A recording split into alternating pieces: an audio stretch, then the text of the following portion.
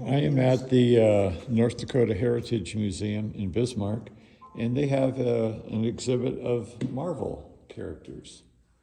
There's a bust of Wolverine, 2004, designed by Alex Ross. Hulk bust. Earth X, Captain America statue. Never heard of that. And then Spider-Man, Green Goblin, The Thing, life-size, of course, and Dr. Doom. So if you're interested in Marvel, feel free to come on down and look at this. So far, so good for me. This is a more life-size viewing of the Wolverine bust. It actually does look, like it would be the correct sizing on a statue. Life-size Hulk bust. And yeah, I could see a head that size on the Hulk when he's in his green mode. He's pretty good sized. I guess this is one of those alternate dimensions. Captain America, Earth X Captain America statue. Guess how I knew it was Captain America.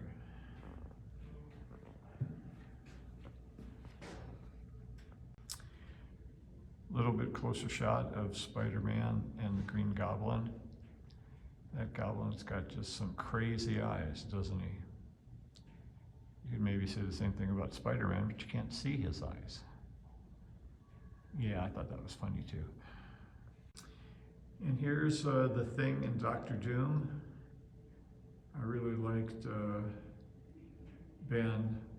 Unfortunately, he got the rawest part of the deal.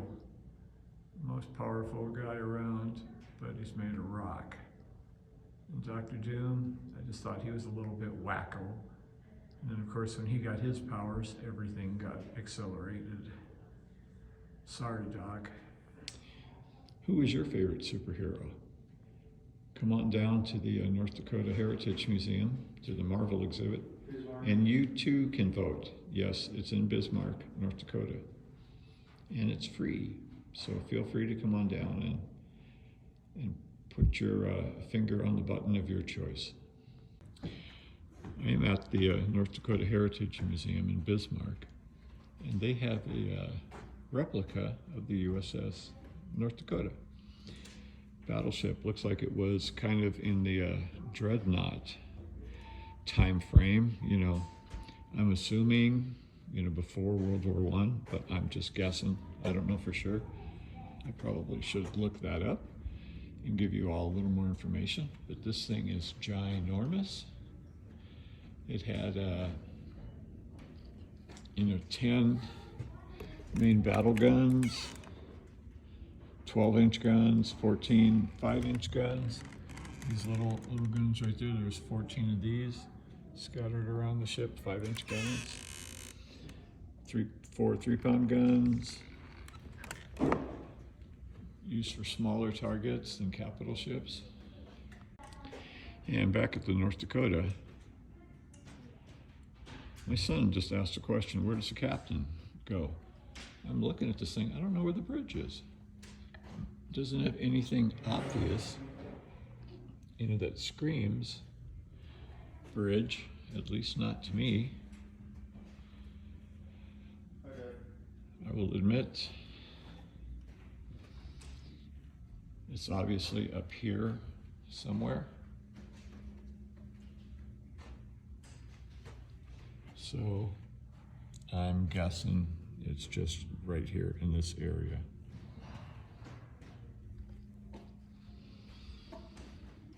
And these guns in the back, if you notice, one is facing forward and 2 are facing aft. It's the only way they could realistically fit 2 twin turrets in the back. Here we have the punch cup, sterling silver, I would imagine, set that was on the USS North Dakota. One of the tags says that the money for these was raised by private donations. And I'd imagine that's probably true. Raised by the governor of North Dakota. And it turns out this ship was built sometime before 1896. Not sure exactly the specifics of when and where, but I'm going to look that up and report it back to you. I'm at the Guns of North Dakota exhibit at the North Dakota Heritage Museum in Bismarck. It's just a huge collection of guns that somehow made it to North Dakota. This machine gun was captured from the Germans by the Americans during World War I. This is an anti-tank gun. Believe it or not, would penetrate the iron sides of a tank and hopefully do some damage. 35 is an American percussion rifle, 36 caliber. This is a Belgian shotgun, 8 gauge. Cannot imagine the size of those pellets. You can see there's quite a few here. Feel free to come on down and take a look sometime. If you're into guns, this is a really good thing.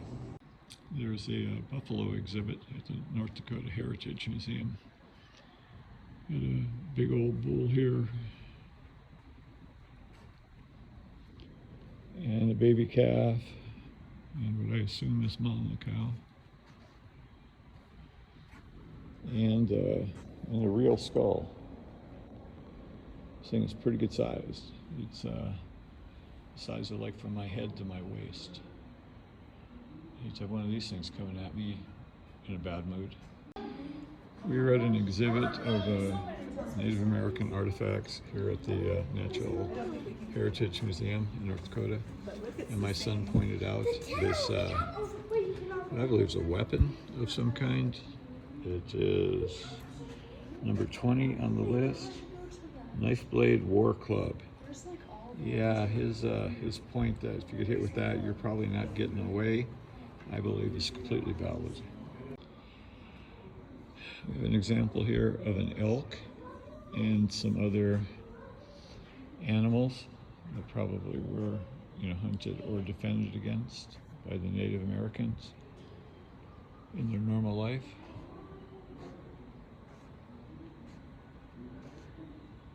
It's actually a really nice exhibit. Someone did a really good job on this.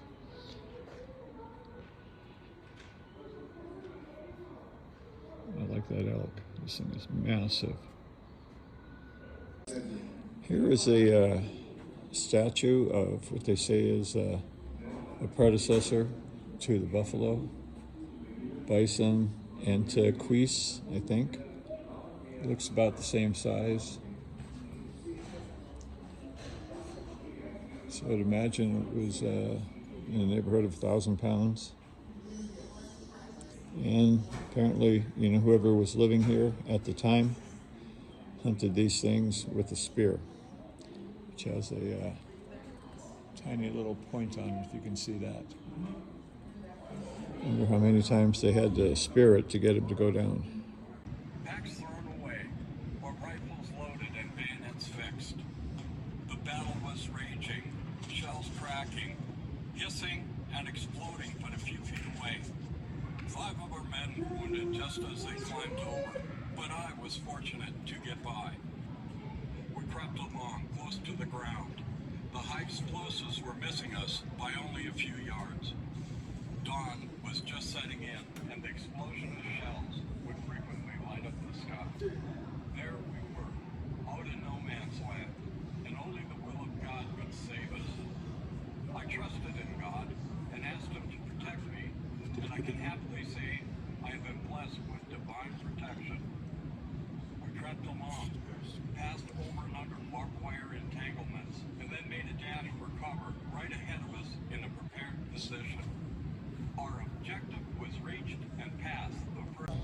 If you weren't aware, the railroads actually built our country. They, had the rails laid out. They had towns established to provide support to the railroads. The locomotives needed both coal and water every so often. So that's basically the distance between some of the early towns in the Midwest. And then of course they transported everything, you know, back and forth, people and goods from one side of this country to another. We have a great deal to thank the railroads for, and I'll admit they had some things that probably could have been done a little better along the way, but realistically I think the fact that they helped to build this land was something to be proud of. I am standing next to a mastodon skeleton that apparently was dug up somewhere in Canada and ended up here at the North Dakota Cultural Museum, Heritage Museum. This thing is pretty good sized. I've heard rumors that they lived in an area of Russia and Siberia up to like 10,000 years ago. And they actually have found animals that they dug out of the tundra that had meat that was fresh enough to actually eat if you wanted to. I am thinking that's probably a meal I would turn down. This is actually a pretty cool skeleton.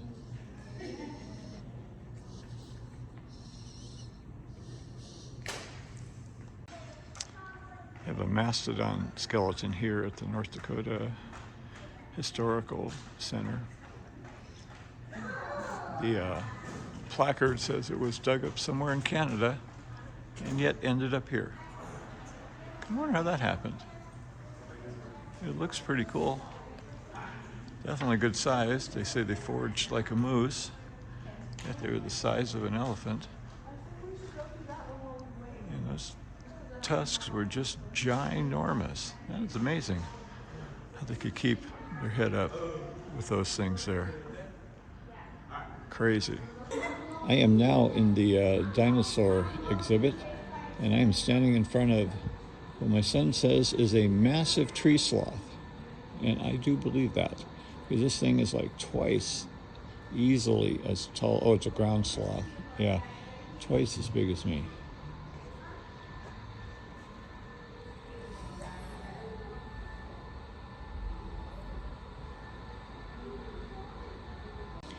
Here we have an early bison fighting for his life with two saber cats. Saber-toothed tigers, you probably heard the description. These animals actually were not all that effective. The saber tooth itself was way too big. It was hard for them to bite, and they were fragile. They kind of, shattered at a point where you wouldn't think they would shatter. This is actually pretty cool. I like this. I wonder what this thing would be like in the flesh. An exhibit like this. Here we have what looks like to be a fight to the death between an early ancestor of a buffalo and some saber-toothed cats, which actually were not very effective because the teeth were really too large and kind of fragile, so they didn't tend to last a long time. But this is a pretty impressive exhibit. Of all the ones I've seen so far, I like this one the best. Although there's a secret. You're going to see something special, actually, in a minute or two. Here we have an exhibit of animals. I'm afraid I don't have the specifics on what a lot of them are. Some of them are dinosaurs, some appear to be cats of some kind. And this guy looks like something I wouldn't want to have in my bedroom if he was hungry. Oh, God, these things are... Here we have some animals that lived on the savannah. Looks like we have some dinosaurs, things with large teeth that look very fast, very hungry. And then we have some cats of some kind. And somebody who's munching on something right here.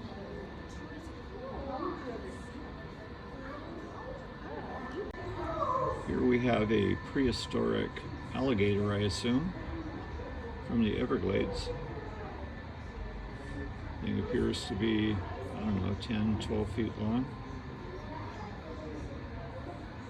Looks, I don't see any teeth, but I'm sure they had them and they were pretty sharp. Here we have another example of what is being called some kind of reptile. A crocodile. It's I'm not gonna pronounce that one word, but it's a giga skeleton. Okay, Champsosaurus, I think, is what the writing said. Good English. This thing looks long, looks hungry, I think it's just a crocodile. and he looks like he's looking for something to eat right now. These things are just crazy. Here we have a T-Rex. Gosh, this thing is just massive. Looks to be about 20, 30 feet high. I don't know, twice that length. And I don't care what they say, how fast this thing was. If he was chasing me, I'm running for my life. I just cannot believe it. And right next to the T-Rex, we have a Triceratops. It was actually my favorite dinosaur. And from what they say, these two never actually fought each other because they lived, you know, different time frames. Or maybe that's the Stegosaurus that I'm thinking of. Sorry if I got that confused, but this was pretty cool. I used to play games when I was a kid and have one of these as my toy. Here we have a Triceratops coming at you. These things look just bad to the bone. As I mentioned, I had quite a few toys when I was a kid of these things. And it does look mean, but it was just a plant eater, and I'm sure it was pretty mellow until somebody decided he wanted to make a meal of him. Very impressive, very impressive. It's a shot of T-Rex going after my good buddy Triceratops there. I wonder if these two actually did go after each other, if they were in the same, you know, time frame. I think Stegosaurus and T-Rex didn't, because they were, you know, different eons or whatever they call it apart. Here's Mr. T-Rex and Triceratops from another angle.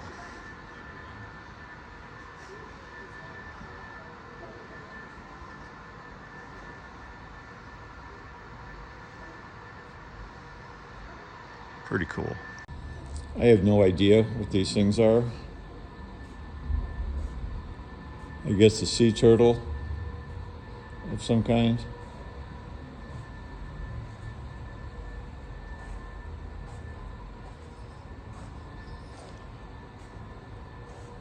A large diving seabird. And whatever this is.